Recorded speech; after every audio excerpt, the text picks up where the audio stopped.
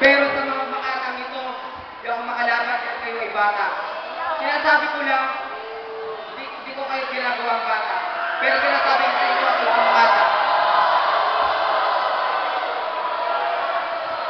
Kuya.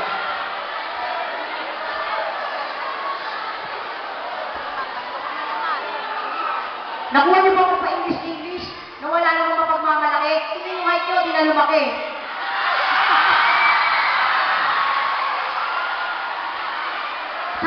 Sa suot niyo pa lang tunay na kayong makata. Subalit yung mga wika niyo, di niyo ba mabara?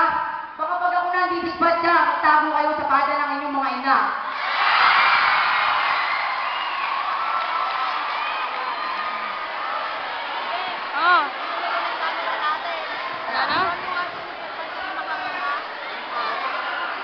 Sinayo tayo dito sa entablado upang paglabanan kung sino talaga ang tunay na Pilipino. Hindi paglaran ng dalawang impaktong ito.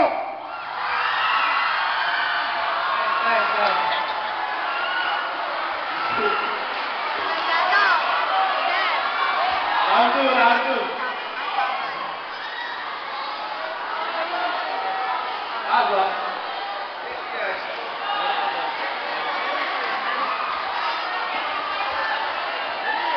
Hindi ako makaasal dahil bago ako kayo Pilipino. Tingnan nga kayo, lumalakas na loob.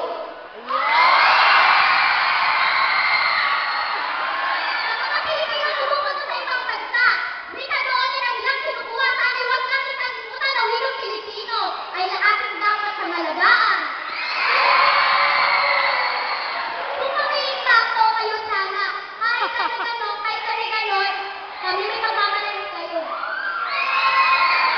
Bilang Pilipino ang ating ipagmalaki sapagkat dito makikita na tayo rin ay may pagmamalaki. Bilang Pilipino ang mahalaga. Dahil sa Pilipinas tayo, lumaki na kaibig. Sa aming mahalagaan dahil kay kami impakto, sana kayo.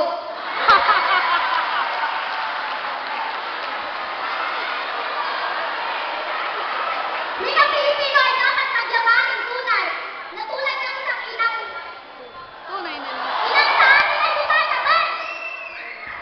Ako ay mag-uwika, mahalaga. Ang hindi marunong magmahal sa sariling wika ay galiyaga.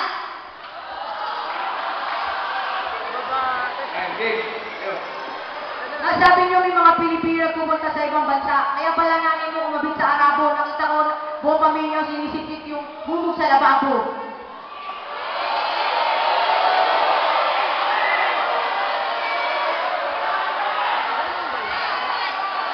Mga bata, sadyang mga liriko nyo ay galing sa kanto.